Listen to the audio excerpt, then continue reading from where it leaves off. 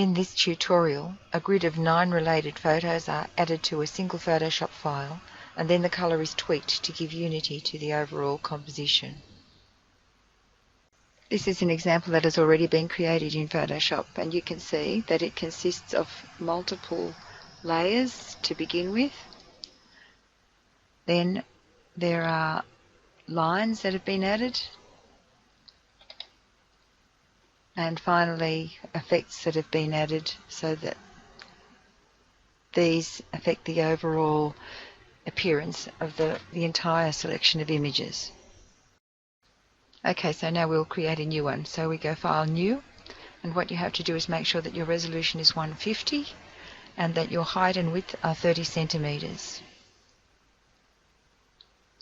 Now once you've got into here, you need to make sure that you have your rulers visible at the top and the side. So if they're not visible, you go View, Rulers, and make sure that that has a tick beside it. The next thing to do is to take your mouse, click it on the ruler, and then drag downwards. And as you drag downwards, you will see that a grid line has been created, and you stop it when you get to the 20 centimeter mark. And then you get to the 10 centimeter mark, and then you do it in the opposite direction at 10 centimeters and then at 20 centimeters. If your ruler is not in centimeters, you may go into Preferences, so you go Edit, Preferences, and then find Guides, Grids, Units and Rulers, and just change this top rulers menu to centimeters. It's already in centimeters, so that's okay.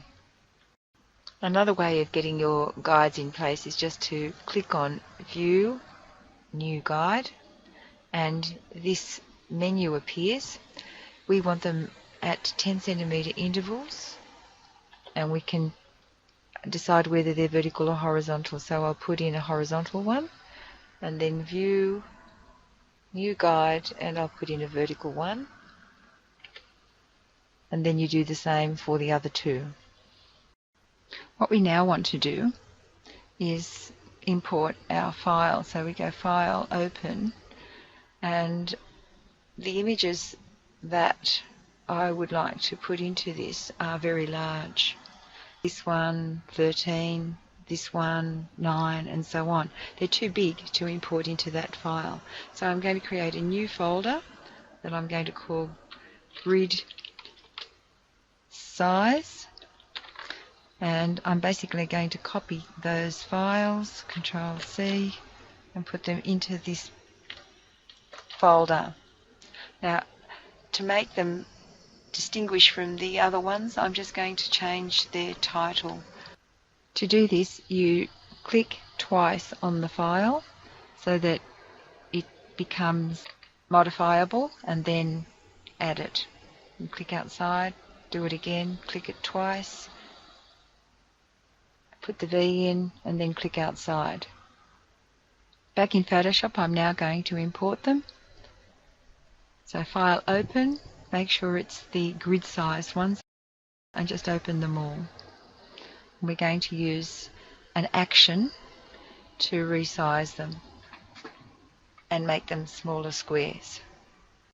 Okay, so the first thing you do is you take your marquee tool and you roughly draw a square where you would like your final image to be, and then you go into Actions and you create a new action, and we will call it Resize, and start recording. As soon as you click that record button, you'll see that red light is on, and so every step that you now will perform will be recorded as an action. So what I do now is I go Image Crop and crop it down to that size. I go Image Size and make sure that my resolution is 150 to match the resolution of the grid that I'm going to be putting it into, and I want to make it 10 centimeters by 10 centimeters. Now, I didn't draw the grid exactly square, so you make sure that it doesn't go anything less than 10 centimeters. If it's larger than that, we can crop it off once it's on the grid. Okay. It looks smaller, and it is smaller because it's 10 by 10 centimeters, but now I stop the recording. Okay, so now I take this image by the tab and pull it off the top line. Open up my grid, and using the drag tool or the move tool, or I can press the letter V, I drag it onto the grid. And you can see that it fits into the area between my guides, and that 0.4 is just slightly too large on one side. You can also see that it is on a new layer above the original layer in the layers panel. So to crop it, I create a marquee outline.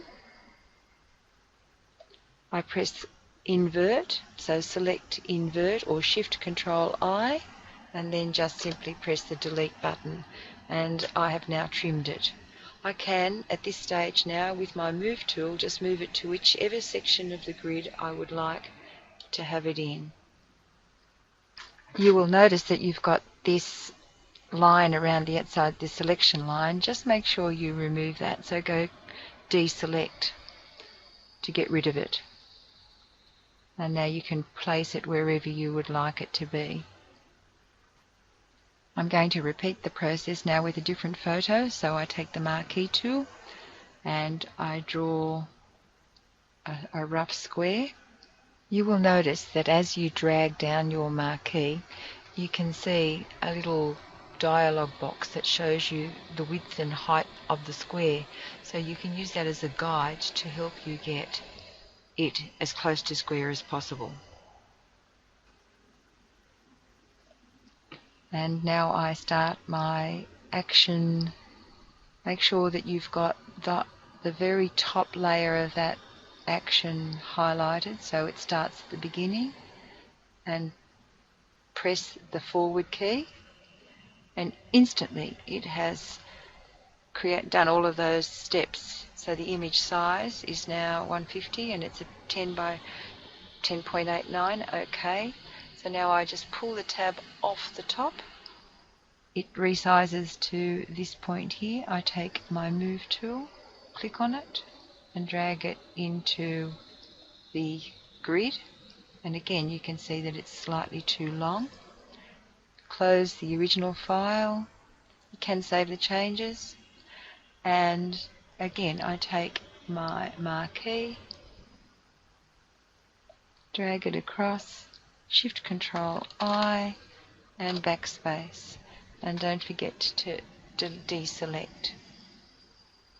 Now V, just move it again to a different location. These will all be changed as the final composition is created. As you can see, the final grid has now been created and all of the images have been arranged on individual layers. So my next step is to create the grid lines. So I start with this line tool and I draw a line down far too thick. If I click the move, I can certainly drag it into a narrower size and then move it to where I would like it to be. Now I just duplicate that layer and move it to the next space, and I can duplicate the layer again. I think I can rotate it. Control T and rotate it and move it to where I want it to be, and then duplicate the layer again, enter, duplicate layer, okay, and move it up with the move tool. There are two final things that I like to do with it. The first one is to use one of these adjustment layers.